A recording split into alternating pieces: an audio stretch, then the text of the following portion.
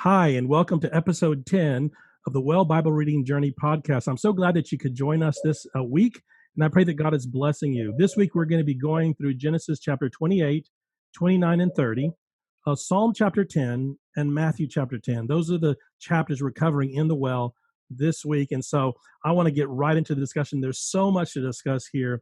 I don't want to waste any time. So we're going to start not now, but right now. I want to invite Amber and Craig to come in and join the discussion. Amber and Craig, thanks for being here again. Hello, It's hello. good to see you guys. Thanks Hey, for having welcome us. back, Craig. I'm glad Thank you're you. back. Did you have a good time with your family? I did really appreciate you guys covering for us so we could spend some time. But I'm Absolutely. super glad to be back in the saddle and be back here. Yeah, I'm glad you're back. Okay, so we're talking about Genesis chapter 30. We're going to focus on Genesis chapter 30, even though we're covering 28, 29, and 30, and they all kind of work together and lead into each other. And then we're going to spend a little bit of time on Matthew chapter 10. But let's begin with Genesis chapter 30. And this, of course, is the story of Jacob as we continue the story of the patriarchs. And so, Amber, why don't we just kind of start with you? Is there something that just leaped off the page at you, some kind of a theme or anything like that? Yes, thank you. Yeah, the very first thing you notice is right at the very first sentence of this chapter is just the brokenness and the selfishness and the envy of this family. It's narrowing into Rachel here, but it's been going on.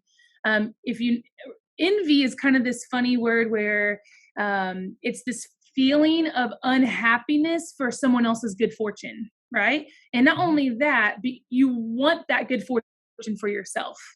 And that's what kind of envy is. And you can really see this in this story. You know that Leah earlier in chapter 29, we see Leah say and envy and have pain over the fact that if only I had my sister's beauty and the love of my husband, then I would be happy.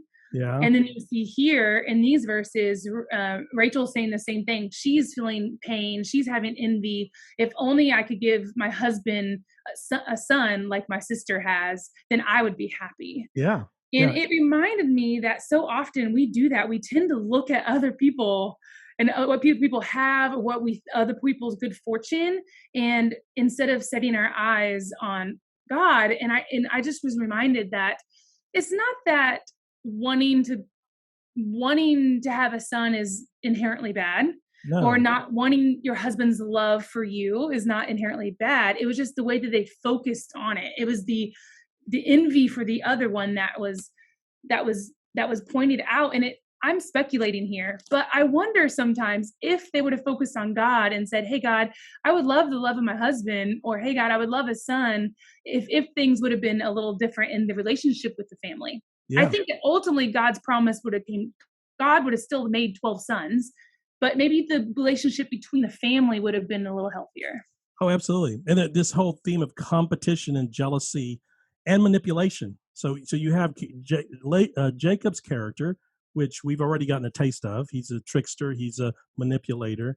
But then he meets almost his match in his uncle Laban, who's also a kind of a manipulator and trickster. And the trickster kind of gets a taste of his own medicine, right? In chapter 28 and 29, where he's tricked into marrying both daughters, right?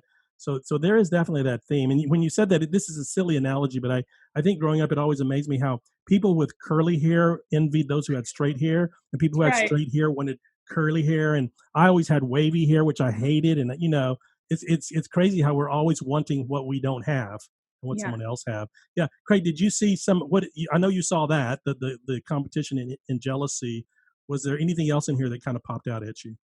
Yeah, it's really central. The jealousy that y'all point out is central in chapter 30. It kind of hits us square in the chest with the petty bickering between Leah and Rachel. It's really amazing. And then until I realized that, I do the same thing, we do the same thing in our own lives. But really, you talked about in chapter 29 how Jacob gets his own medicine, that the deceiver becomes the deceived. Even rolling back to chapter 28, though, it's important to set the context that we're coming in with Jacob, kind of entering the story in his own right, with chapter 28 showing the dream that he has with the first dream, with the angels ascending and descending the ladder between earth and heaven, and God really then making the promise personal with Jacob, his own promise with Jacob. God continues to narrow down the self-identification that he's giving of himself to his people. At this point, to his person who becomes Jacob. I'm the God of your father Abraham and Isaac, and now you. And here's what I'm going to promise you.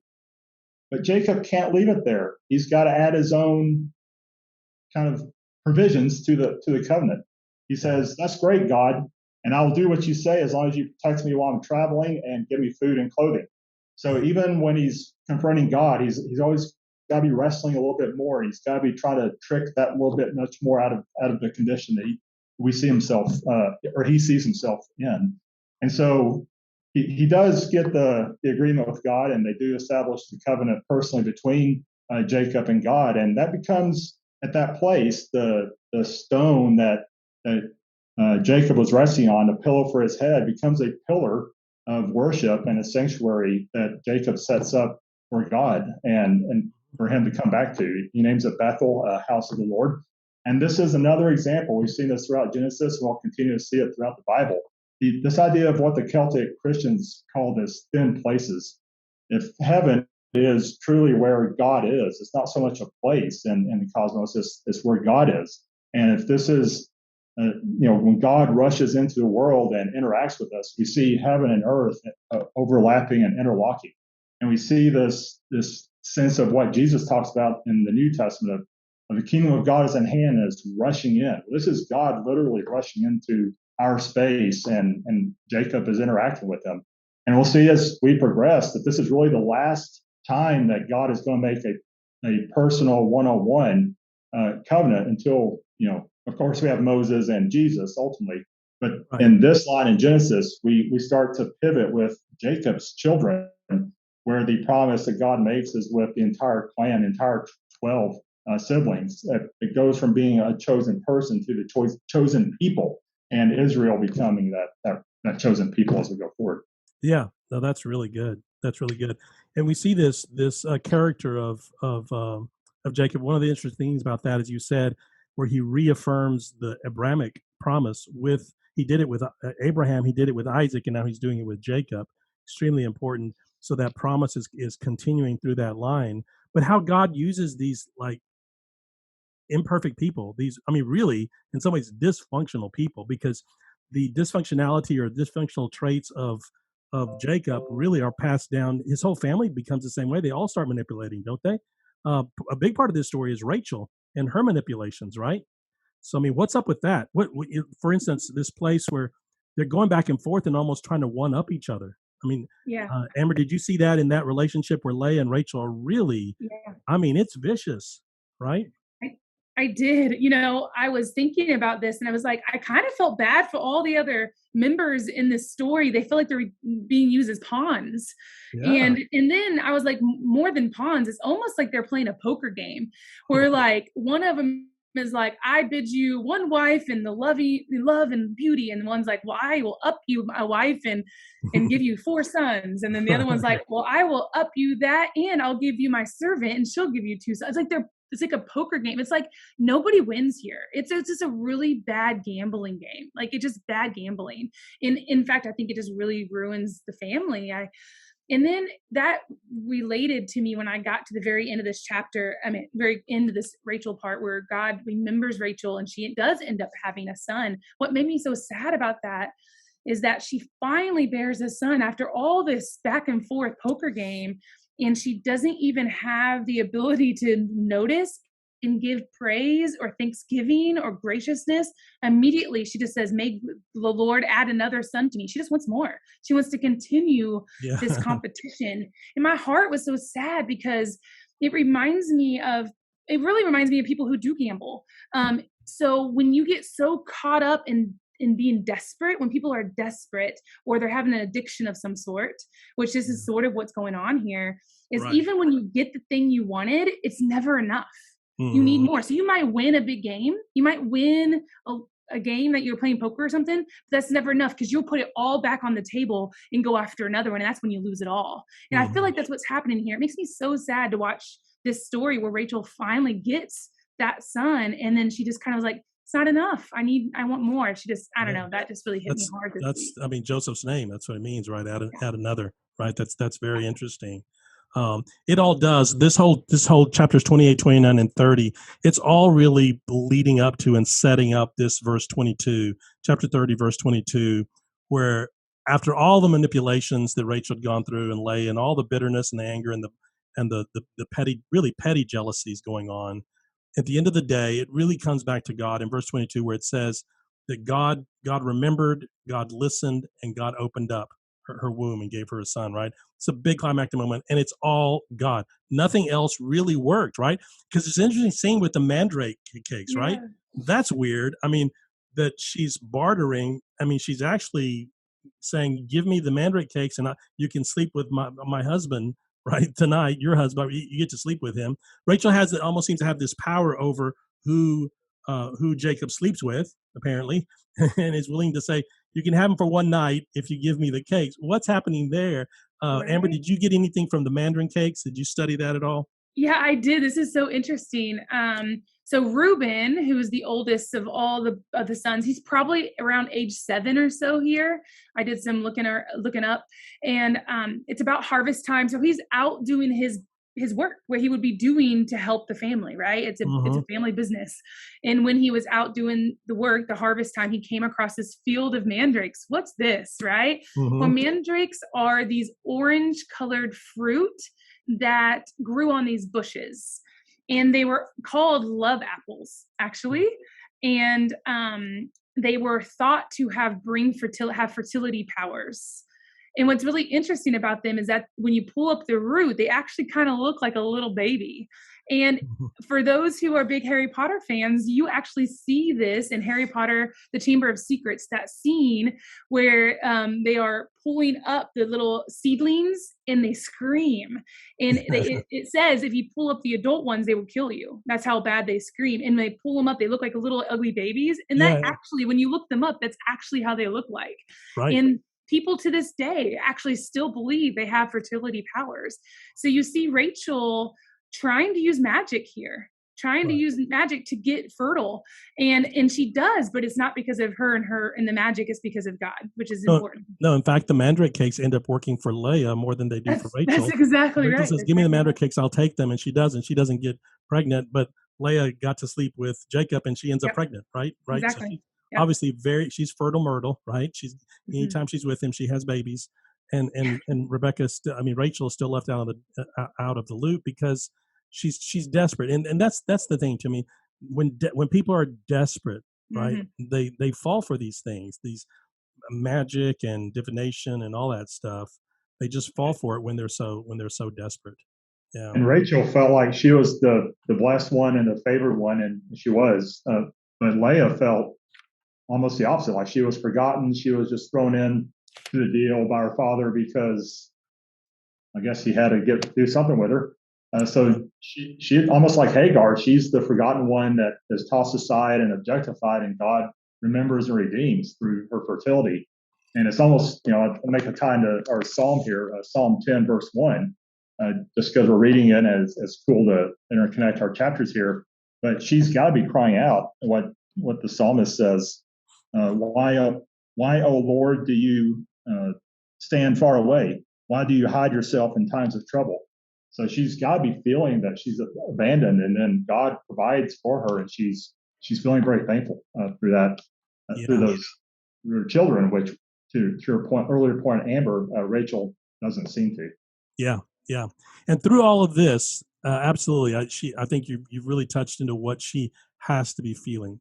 And through all of this, manipulating, kind of almost lying and bartering and trying to make things happen, God is still working. And one of the things we have to like pull back and remember, big picture, is that the other thing that's happening here is that you see the 12 tribes being born, right? This is really about the 12 tribes coming up under Jacob and his 12 sons who become the 12 tribes.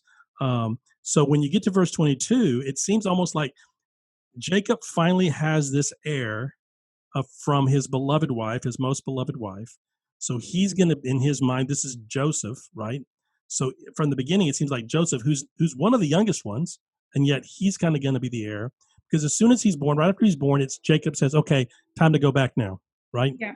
Time to go back to the promised land, back to home. because he now seems like he has this air, right? So it really is about the 12, which actually takes us, the 12 tribes, takes us to Matthew 10, right? Because in Matthew 10, you have the 12 apostles. Jesus is, I think, Amber, I think you said it's the first time. Is this the first time? This is the first time in Matthew that the 12 has been listed as a group of 12, official title of the apostles or the disciples. Right, the apostles. And so what does that word, Craig, did you get any insight into why he uses the word apostle? Yeah, so apostle is a transliteration, or what we are calling in English a transliteration, or a literal translation of the Greek word, which is actually apostello, which is to send forth with a commission. That's what it means. Mm-hmm. And in the sense of the ancient days, we've said this a couple of probably several weeks ago now, several podcasts ago now, with the word evangelion, the Greek word for evangelical or evangelizing, to send forth with the message. Well, here, these are the apostles are the actual ones who are sent out and charged and commissioned in the name of the king. This is in the sense of the literal king of a country or a territory back in the ancient days. They'll be the ones to send forth the royal message. They'll be the royal messenger sent forth with that royal message. And those who were charged to listen would be foolish to ignore the royal commission, to ignore the royal apostles.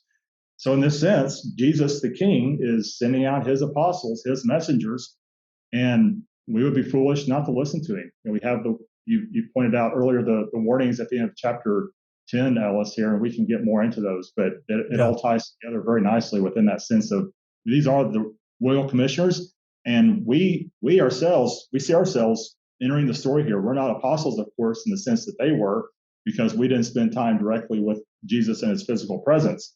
But we're disciples, and we are sent out to spread the gospel as Jesus followers. Yeah, and you made a point that I think that's interesting with the whole word apostle and term, as in the kind of the apostolic age. Many believe has ended. So apostle, the way Paul defined it, was someone who had experienced Jesus firsthand, right, when he was alive and so forth. So in some ways we say, well, that we can't be that anymore. But in the bigger sense of the word apostle, we can still have apostles who basically are sent ones. They're not necessarily apostles in the biblical sense, but they are in the sense of that word, which means to be sent, because Ephesians tells us he gave some to be apostles, right? And so there is still that kind of gifting there of being that kind of a person. And then he gives them the message, and the message here that he's sending them with, which to your point, Craig, absolutely, these are representatives of King coming out with the messages coming from the King. And the message is the kingdom of God is near, right? The kingdom of God is near. And to kind of undergird the authority of that message are all the what are called signs and wonders. And he gives them this list: do these things, heal the sick, raise the dead, heal the leper, cleanse the leper, exorcise the demons. And they go out and start doing this. And then don't take anything with you, right? So there's this long list Jesus gives us. Amber, did you get any insight into what is this that Jesus is doing with them as he sends them out and he gives them all these do's and don'ts, right? Yeah. I was thinking, I'm very much, you may or may not know this about me, I'm pretty sure you do, I'm pretty much a go-getter. And so like, if Jesus was be like, you can do all these things, and I'm saying to go, I'm like, all right, I'm going. Like, you're going to give me these powers, I am on it. But then it's so weird because he is telling them to go. Here's all the things you can do, you will do in my name and my power. But then he says, but wait, just don't go there or there or here. You need to stay within these people. I'm like, that's a downer for me, because I'm a go-getter. I'm like, you tell me to go, but then it's like, you can go run for it, but actually you just need to crawl. And right now I need you to crawl into this area. Help me understand that better for someone who just wants to go worldwide. Why is Jesus so specific in the area? Help us understand that. Yeah, I mean, he says, I assume you're referring to don't go to the Gentiles or to the Samaritans, but that's to right. Exactly. The Israelites, right? And it seems like Jesus, hey, are you discriminating or what? Yeah. He did this with Gentiles because he interacted with Gentiles, and there were several places when he's, for instance, when he's on the other side in the Decapolis area, which was mostly on the east side of the Sea of Galilee, and it's mostly Gentile area. And so he even had one Gentile who comes and says, hey, I'll follow you. I'll go wherever you want to go. I want to follow you now. And Jesus says, no, you stay here and preach to your people, and do that. So it seemed that what Jesus was doing was to building this nucleus, this group that was primarily and almost exclusively Jewish. He was going to the Jews. He understood that the blessing and the message was going to come through this Jewish nucleus of people who were going to go out then and spread the gospel to the whole world. But he seemed to have this understanding. Why did he choose 12 Jewish men? A lot of people point to the choice he made with the 12 and say, well, it's only men, so men are meant to do this. Well, wait a minute, no, it's not men, it's Jewish men. So if that was meant to be a forever thing, then no, it's not that only men should be leading, only Jewish men should be leading, right? But he didn't mean that to be a forever principle. He wasn't saying it always has to be only Jews and only Jewish men. He was sending a message about his movement, what his movement was about. And it was about the messianic promise, the Abrahamic promise to be a blessing. And that was going to come from the Jews, from the descendants of Abraham. And so he chose 12 of them. Why? Well, obviously the 12 tribes, right? This is a new Israel, a new law, a fulfillment of the law that he is doing here. So it's very important for him that it come from this Jewish voice. It has to come from here, and then it'll spread to the whole world. So I think that's part of what's behind that. Absolutely. I totally agree with you. Speaking of the 12 and who is chosen here, I have some interesting facts about, I'm one of those weird people. When I see a list, I'm like, ooh, a list. Most people are like, get past the list and get to the good stuff. Yeah. I like the list. So I did some digging, if you don't mind. Yeah, absolutely. This is really, really interesting. If you look at all the list of the different 12 apostles in all the gospels, none of them are the same list. Mm-hmm. They are all, that's a very interesting fact. Right?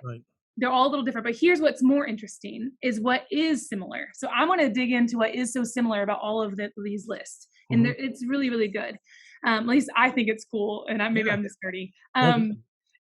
All the lists are, in all the gospels, is 3 groups of 4. The men are always listed in 3 groups of 4. Which is really interesting. Mm-hmm. And they always get sent out by 2s. We'll notice when he gives them the charge, they always go out as 2s. Mm-hmm. The second thing you want to notice is that in the groupings of 4, the first person's always the same. So for example, you have a group of 4 and Simon, who is called Peter, is always first in all the gospels. Mm-hmm. You have another group of 4 and Philip is always the top one of that group of 4.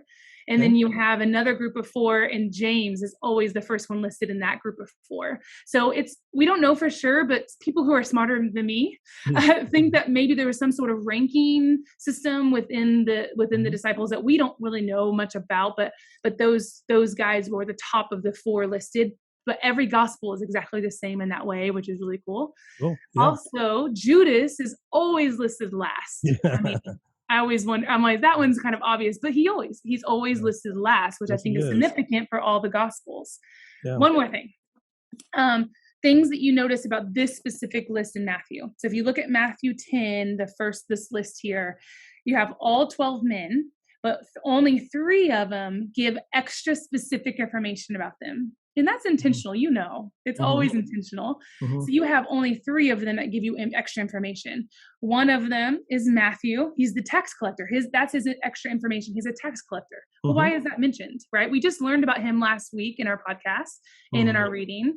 Why is that mentioned? Well, because as in first century Jewish terms, being a tax collector, he was almost considered a traitor. Like he's on the fringe, like he might be a Jew and he might be following some, but he's really close to being out on the outside, right? Oh yeah. Yeah, and he's not looked well upon amongst other Jews. But then another guy who is listed is Simon, the Zealot, right? Oh, yeah. Zealot was just another term for people who were extreme Jew, like going to fight with a sword to fight against Roman rule. They're very extreme on the Jew side. So you have them on full extreme this way with Simon, you have full extreme this way with Matthew. And I think it's really important to notice that God, I think the reason it's mentioned is because this is very intentional. Jesus chooses every person on far ends of the spectrum.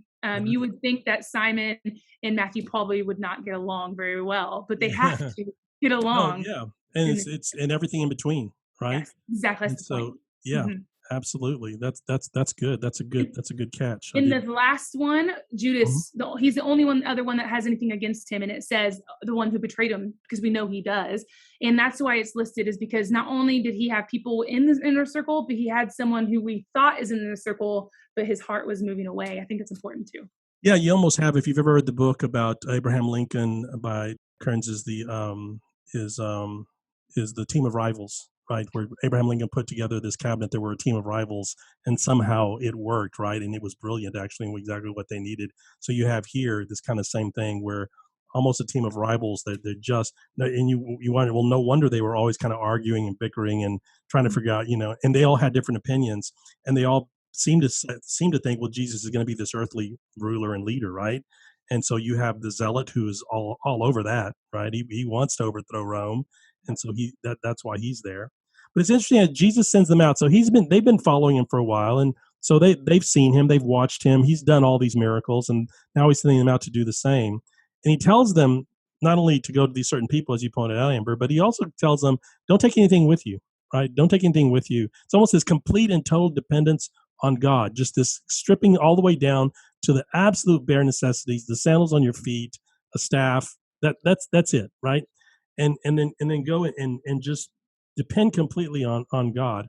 And the thing that comes out of that whole scene for me, and the way he's describing it, is not only when you're completely dependent on God in this way, you're not responsible for the results. You don't have to worry about, you're not responsible for being successful.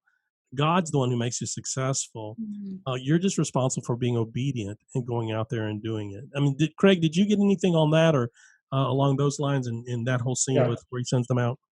yeah, I definitely did. We talk about leaving baggage behind, leaving our physical material possessions behind to follow Jesus. That's the way we always rightfully think of this passage, because it's about how did they go out and spread the word, and it we kind of make it sound to ourselves in our materialistic culture. Well, it's easy to rationalize. Well, they didn't have anything anyway. They were just these poor Jewish fishermen and tax collectors and other folks within the first century world. They didn't have a lot of possessions that was easy to leave behind. How hard is it to drop a fisher's net and go? But Right. it's not all that easy in our own world.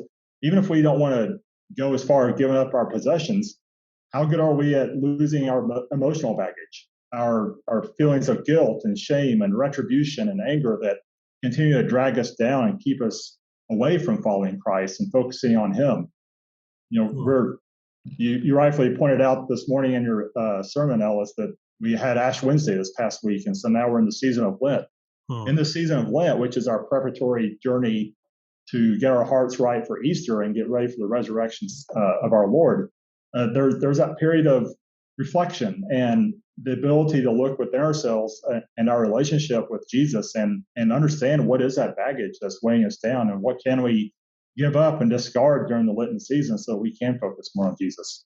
And I think that's the message that undergirds this passage and this entire sending uh, speech that Jesus gives throughout chapter 10 is drop what is keeping you from following me and focusing on me. And here's some ways that can help. And here's some instructions I'm going to give you to make it easier for you. But to your earlier point, the results are not up to us. That is, we are to plant the seed and the Spirit will come in and sow. Yeah, no, I love that connection that you just made between the baggage, not taking any bags with you, and the emotional baggage, psychological baggage that we carry with us, which is a lot harder to get rid of than our real baggage, right? I mean, tell me to simplify my life and clean out my closet and just live simpler.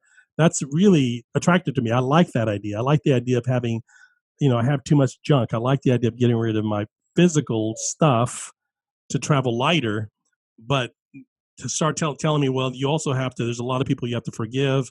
A lot of stuff that's happened to you in the past that you're hurting from, your relationship with your dad or whatever, right? Oh, I've got to. Oh, you want me to deal with that? No, I don't want to deal with that, right? That's a lot harder to get rid of. So that's I think, a great connection that he makes, that you've made there. It's almost like, too, when he sends them out, it's almost a callback to this Abrahamic promise where with Abraham, God said, you will be a blessing to the whole world. And he says, I will bless those who bless you, and I will curse those who curse you. And here, as Jesus is sending his disciples out, right, he says, the one who welcomes you in, which is the way he describes it, it's this, they call it a person of peace, right, who welcomes you into hospitality, that person will be blessed. And the one who rejects you, right, that person will be cursed. Did you get that, Amber, from this scene, this whole tie to that Abrahamic promise? And then he goes into the warnings of the persecution that you're going to go through, right? So I don't know if you got anything from any of that, Amber. I don't know if I'll answer your question exactly how you asked it, but the thing that I think I keep thinking about when I was reading these chapters this week, is that when you meet the real Jesus, that's what they're doing. They're going out and forerunners. They are preparing these people. Jesus is coming. The kingdom is coming. Their job was to proclaim and to announce. And when you meet the real Jesus, there's only it requires a response. And I think there's three responses. Either you're going to have an open mind, a blown mind, or a closed mind. Okay. I think this is the only three responses. And we are not responsible for which one that is. But what we can do is not convince or sway, but just pronounce and proclaim and announce it. Because when you meet the real Jesus, a response is required. And if anything, I've read this in a book before, if anything is called tactics, I at least leave a pebble in their shoe. Even though I may wipe off the dust off my sandal, I hope to leave a pebble in their shoe. Oh, that's good. I like the pebble in the shoe thing. Yeah, that it stays with them. Fred Craddock, one of my favorite preaching profs, talked about preaching, and it's the message becomes like that piece of tape that you're trying to get off your finger, and it keeps sticking, and you take it off and it still sticks, and the message should stick that way where it's with you all week long. I love that idea. That's really good. Yeah, he goes into this place, and he really is asking the disciples to share this message, and it's almost like, the message is enough itself. Right? Don't try to be this. And Paul said this. He says, I didn't come to you with fancy words, with eloquence and with all this. I just came to you with the power of the Holy Spirit. It's almost Paul is saying, it's not the fancy words. And sometimes Jesus is almost telling them, don't be like your ancestor Jacob, right? And try to manipulate and try to get people. That's not your job to manipulate it, because it's not going to work. It just never works, right? It's really the message. And sometimes we don't trust that the message enough. The gospel message, it will carry it. It carries the power. And all you have to do is really deliver that. So he goes into this place where it's really, he gives them all these warnings at the end of chapter 10, right? And then really calls them to this crazy kind of thing. The first one, verse 38, is if you don't pick up your cross and follow me, right? You have to pick up your cross. That's a pretty heavy duty thing. You have to remember the cross was this crucifixion. It was this execution rack. That's what it was. It meant suffering to the ultimate degree. And then also welcoming, right? Welcoming the person, the stranger. And then that's in verse 40. Verse 42 is the cup of cold water, right? So what did you guys get from that? I think the progression from cross to hospitality to cup of water, it's almost like a diminishing set of demands. That's kind of shouted out at me. It's almost like if you can't do the cross, if you can't welcome people, you can at least start with a cup of water. Surely you can do that as a follower of me. And then you build up. I don't know if that's right or not, but that was interesting. But it comes back to the sense of the ordinary person just living the life that God has called them to. If we all did that, this world would be a much nicer place. And I can't help, coming off of Matthew 5, 6, and 7, we had the the Sermon on the Mount in those chapters. Started with the Beatitudes in chapter 5. I hope this isn't sacrilegious, but I almost have this sense of Jesus saying here, blessed are you who are ordinary, because in you is the fullness of God. I almost feel that here. No, good. I don't think that's sacrilegious at all. I think that's a good point. Yeah. Amber, did you have anything off of these or any questions about that? No, I don't. I just think that I have in the notes verses 32 and 33, where we already sort of talked about it, where whoever therefore shall confess me before men, my Father which is in heaven, but whoever shall deny me will deny men. and will deny me before my Father, which is in heaven. I just wrote down those are heavy, heavy verses. Mm-hmm. Yeah, something hard to think about. Mm-hmm. We have a responsibility here, and I think that's a great place to end and say, look, you guys, this week as you read these scriptures, I pray that God will speak to you and that He'll use them to speak right to your heart. We've given you a few clues. These are almost like breadcrumbs along the way because it doesn't cover everything, but we just want to encourage you, and we want God to bless you this week. So stay with it. Keep going with the Well Bible reading journey, and I know that God is going to change your life. God bless you, and see you next week. Bye.